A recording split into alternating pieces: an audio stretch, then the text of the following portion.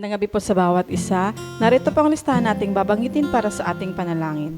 Pastora Stella Jeronimo, Pastor Ted Ribo and family, Pastor Nael Tongka and family, Pastor Jerry Delagit and family, Pastor Mike Santos, Pastor Ron and Sister Leonie, Reynosa family, Pastor Jun Jeronimo and family, Pastor Samuel Montiagodo, Nana Nemen, Sister Neneng and Sister Ayen, Sister Blancy, Baby Muding Miharas and family, Sister Judith, Brother Chris and Brother NC, Sister Jenaline Katrina Concept and Kyle Valiente, Marias family, Sister Christina and Sister Jessica Yamsuan, Sister Edna and Sister Abigail Marquez, Buatis Bartolome family, Nana Yole and family, Pastor Larry and Sister Glenda Puntillas, Carizo family, Brother Ronald Benaventura and family, Sister Raquel Benaventura, Brother Jojo, Sister Marivic and Sister Nechi Geran, Sister Trisha, Trixie and Tristan Larisma, Sister Isang Constantino, Cabales family, Brother Rod, Sister Ana and Sister Praise del Santos,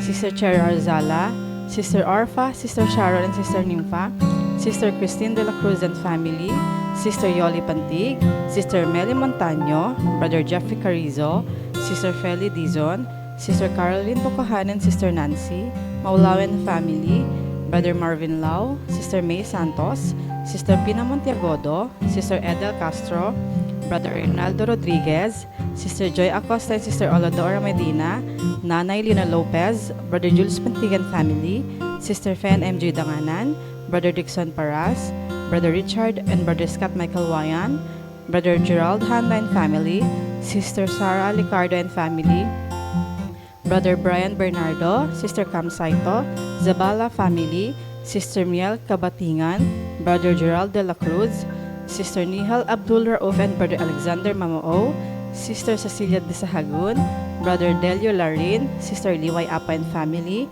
Brother Francisco Fabiliar, Brother Sam Benisano, Sister Baby Orsabi and Sister Belen, Brother Jerry Lazare and family, Sister Zea Callejo, Brother Vic Gutierrez and family, Brother Francisco Senon, Baby Gavin Manzulim, Sister Lani Ramos, Sister Janet Abuel, Sister Hilary Ann Abuel, Baby Julian Chris Alfante, Sister Crescencia Ramos Rico, Nanay Gloria, Pastor Hener Ado, Brother Richard Elima, Dr. Frederick Locson, Brother Ishmael and Brother Joaquin Ong, Baby Penelope Jane Leoncio, Brother Juanito Ramos, Sister Joan May Ragusante, Brother Paul Anthony Gutierrez and family, Sister Filomena Tugade, Sister Agang Cruz, Brother Ryan Dagdag and family, Sister Madeline Napalang, Sister Marybeth Balahadia, Brother Leo Garcia, Sister Julia Micaela Dumigiano, Brother Jonathan Binuya, Sister Susan Lopez,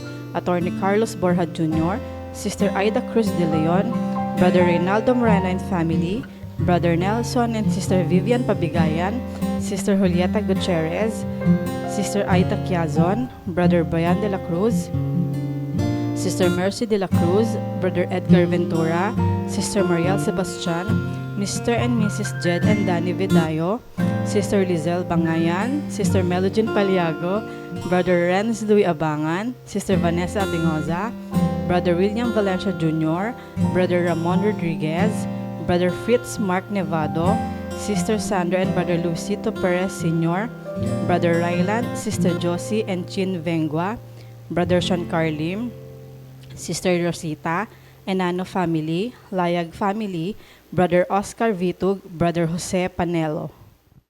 Magandang gabi po sa inyo, mga minamahal kong mga kapatid, sa inyo, mga kapatiran, sa Iglesia ng Fiel, at gayon din po sa inyo, mga kapatid ko, Tapasong Tamo. At sa lahat po ng nakikibahagi sa gawain ito. Tayo po ay magpatuloy sa ating panalangin. At bago po tayo manalangin ay nais kong basahin sa inyo mga pangako ng Panginoon. Ito po ay mababasa natin sa Isaiah 41:10.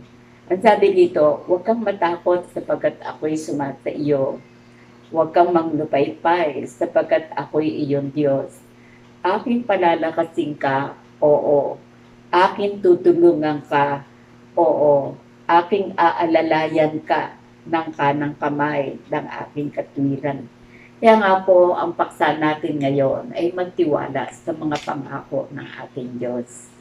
Sapagkat ang mga pangako ng Panginoon, siya po ay tapat magpakailanman. At ang kanyang mga salita ay makapangyarihan magpakailanman. At ito pong mga pangakong ito ay inisa-isa ng Panginoon. Una, sabi, huwag kang matakot sapagkat ako'y sumas sa iyo. So isipin natin, hindi tayo dapat matakot sapagkat ang Panginoon ay nasa atin, kasama natin. Kaya nga sabi, ako'y sumat sa iyo. Pangalawa, sabi niya, huwag kang manglupaypay sapagkat ako'y iyong Diyos.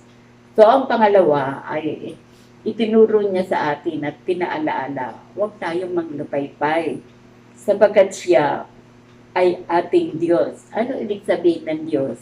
Ang Diyos ay makapangyarihan. Ang ating Diyos, ang ating Ama sa langit, na laging nagmamalasakit sa atin. Kaya nga sabi niya, sapagkat ako'y iyong Diyos. Narito po ang mga pangako niya. Una, aking palalakasin ka. Nakikita ng Panginoon sa panahon ito, dumadaan tayo sa mga bagyo ng pagsubok, bagyo ng ulan, bagyo ng kahirapan, bagyo ng mga karamdaman. Pero ang sabi rito ay aking palalakasin ka. Alam kasi ng Panginoon, ang likas natin ay mahina. Pero ang kanyang pangako, aking palalakasin ka. Pangalawa, ang sabi dito, aking palalakasin ka, oo, aking tutulungan ka. So sa panahon ito, nakikita ng Panginoon ang ating mga kahirapan. Nakikita ng Panginoon ang mga pagsubok na ating dinaraanan. Pero ang sabi dito, aking tutulungan ka. Oo, nang ibig sabihin ng Panginoon, yung kanyang salitang oo, ay siya ang ating Diyos na ang kanyang mga sinasabi ay tapat magpakailanman. Kaya sabi niya, oo. So, palalakasin, tutulungan, at asahan po natin. Alam ng Panginoon sa panahon ito, kailangan natin ang tulong ng Panginoon para huwag tayong manglupaypay. Kailangan natin ang tulong ng Panginoon upang mamuhay tayo sa panahon ito na mayroong kapayapaan. Tutulungan tayo. At ang sabi dito, aking aalayan ka ng kanyang kamay ng katwiran. Ang sabi, aking aalalayan ka ng kanang kamay ng aking katwiran. So alam na po ng Panginoon, alam ng Panginoon, sa kahinaan natin, tayo po ay mabubuwal. Pero ang sabi dito, aking aalalayan ka ng aking kanang kamay. So itong mga pangako ng Panginoon, lahat po ito ay may kapangyarihan. Lahat po ito ay mayroong pangako na tapat siya magpakailanman. Sipin na lang, alam niyang tayo ay nangangailangan ng tulong. Kaya ang sabi niya, aking tutulungan ka. Tutulungan tayo ng Panginoon. Kapatid, ano ang kalagayan mo ngayon? Nangihina ka. Ang tulong ng Panginoon ay sapat. At itong pangakong ito ay magkaisa tayo. Ang kinin natin, aking tutulungan ka, oo. At ang sabi pa, aking aalalayan ka ng aking kanang kamay ng katwiran. Tutulungan, aalalayan. Kasi kung di tayo aalalayan ng Panginoon, mabubuwal tayo. Mabubuwal tayo sa mga pagsubok na ating dinadaanan. Pero narito ang kanyang pangako, aking aalalayan ka ng aking kanang kamay ng aking katwiran. Hindi ba yung ating kanang kamay malakas? Lalong higit na malakas ang kanang kamay ng Panginoon. Kaya magkaisa tayo mga kapatid. Itong binasa kong ito, mismong ang Panginoon ang nagsabi nito. Mismo siya ang nagsalita dito sa Isaiah 41:10.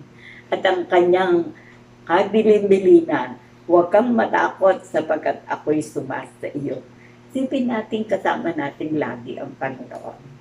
Isipan natin na lagi ang Panginoon ay tutulong sa atin sa panahon ng pangailangan. Sabi, huwag kang matakot. Pangalawa nga, sabi, uulitin ko po para huwag nating makalimutan. huwag kang manglupaypay.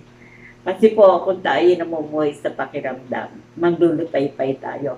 Pero kung tayo mabubuhay sa pananampalataya, ang sabi rito, huwag kang matakot, tutulungan kita.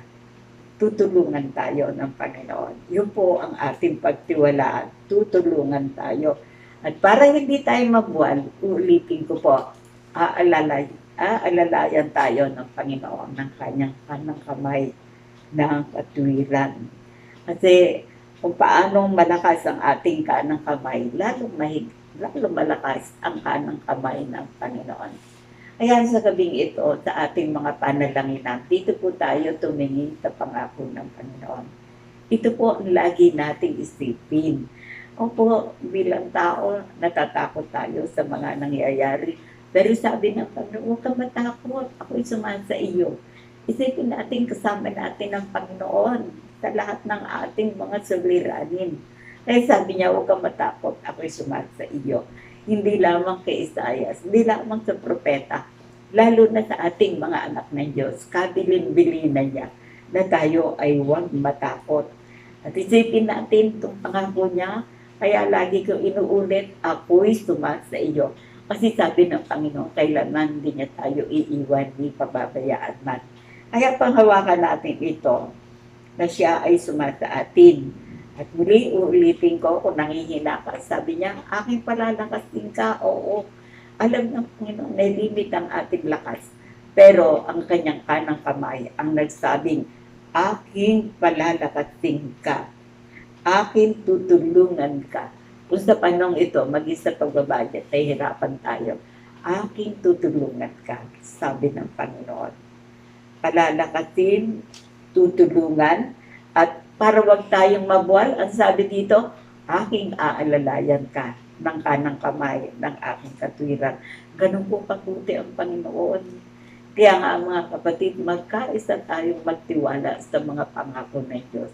Sapagat ang ating Diyos tapat magpakilanman.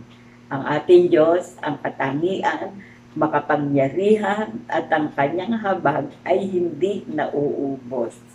Tayo po ay magpatuloy sa ating panalangin. Panginoon, nagpapasalamat nga po ako sa gabing ito. Salamat po, nagbibigay kayo ng banal na salita sapagat nalalaman ninyo, nakikita ninyo ang kalagayan ng bawat isa sa amin. Marami po ngayon may karamdaman. Ngunit tumaasa nga po ako, Ama. Sabi nyo ang inyong kanang kamay ng katuwiran ang magpapalakas sa may mga karamdaman. Ang inyong mga anak na nasa kagipitan, sabi nyo, Ama, tutulungan ninyo. Kaya nga, Ama, ang mga pangakong ito ay bigyan nyo po ng bisat kapangyarihan sa buhay naming magkakapatid. Ang nangihinay, palakasin nyo. Ang mga nagigipit ay tulungan ninyo. At ang mga nabubuwal, umaasa nga po ako, kayo ang aalalay. Patuloy po kayong magdala ng kagaling at kagamutan sa lahat ng may karamdaman. May karamdaman na nasa tahanan. May karamdaman na nasa pagamutan. Panginoon, patuloy po kayong magdala ng kagaling at kagamutan sa kanila. At ang lahat, Panginoon, sa panong ito, nagigipit dahil sa kahirapan, ay tulungan nyo na kanilang atan ng inyong pangako. Tutulungan ninyo ang lahat ng nasa gipit. Tutulungan ninyo ang lahat ng mga nangangailangan. At salamat sa inyong mapagpalang mga kamay, aalalay sa bawat isa sa amin. At umaasa nga po, Ama, ang inyong mga pangakong ito ay inyong pinagkaloob sa aming magkakapatid. Sa Iglesia ng Fiel, sa Iglesia ng Pasintamo, na lahat ng mga pangailangan, ang inyong mga kamay ang aalalay, ang inyong mga kamay ang magbibigay. At umaasa nga po ako, Ama, ang lahat ng may sakit sa pagamutan o nasa tahanan, magdadala kayo ng kagaling at kagamutan. Panginoon, maraming nga po salamat sa katapatan ng mga pangako ninyo, sa kapangyarihan ng inyong mga kamay at sa inyong pagmamalasakit sa amin. Mula po, Panginoon, sa pangailangan ng aming mga physical na pangatawan, Kayo ang tutulong at magpapagaling sa pangailangan namin sa araw-araw ng pamumuhay. Kayo po ang pag-asa namin. Magdadala kayo sa lahat ng pangailangan sapagkat kayo na aming Diyos ay katugunan ng lahat ng aming mga pangailangan, spiritual, material, financial, kalakasan physical, kalakasan ng aming buhay spiritual. Umaasa nga po ako, Ama, ang lahat ng tulong ay ipagkakaloob ninyo sapagkat kayo na aming Diyos ay nagmamalasakit sa bawat isa sa amin. Ama, lahat pong ito ay akin pong hinihingi. Ipinagpapasalamat sa pangalan ni Jesus. Amen.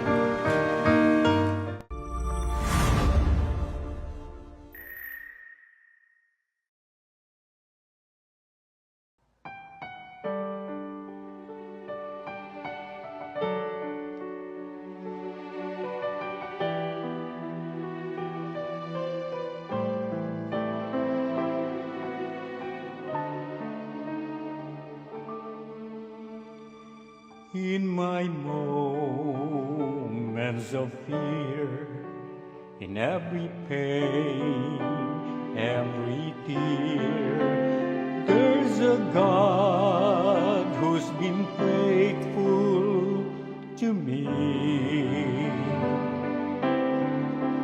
When my strength was all gone, when my heart had no song, still in love, He's proved faithful to me. Every word He's promised is true. What I thought was impossible, I've seen my God do. He's been faithful, faithful to me. Looking back, His love and mercy I see. Though in my heart I have questioned, even failed to believe, yet He's been faithful, faithful to me.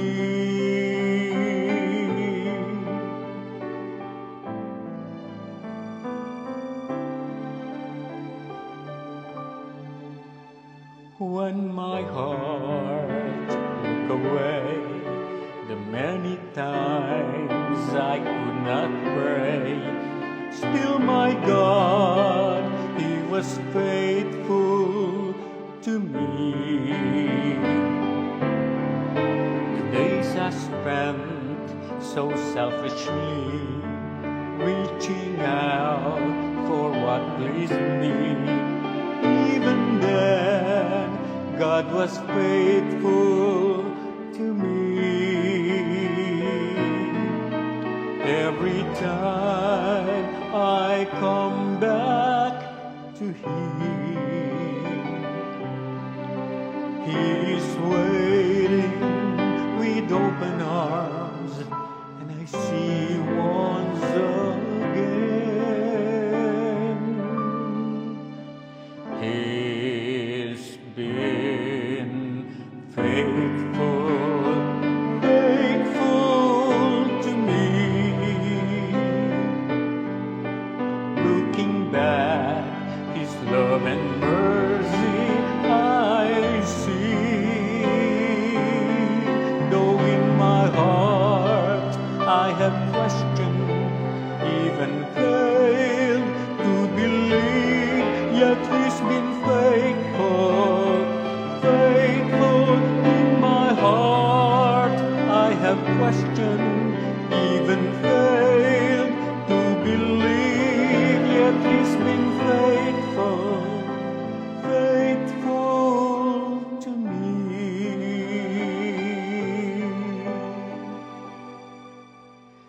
God has been faithful for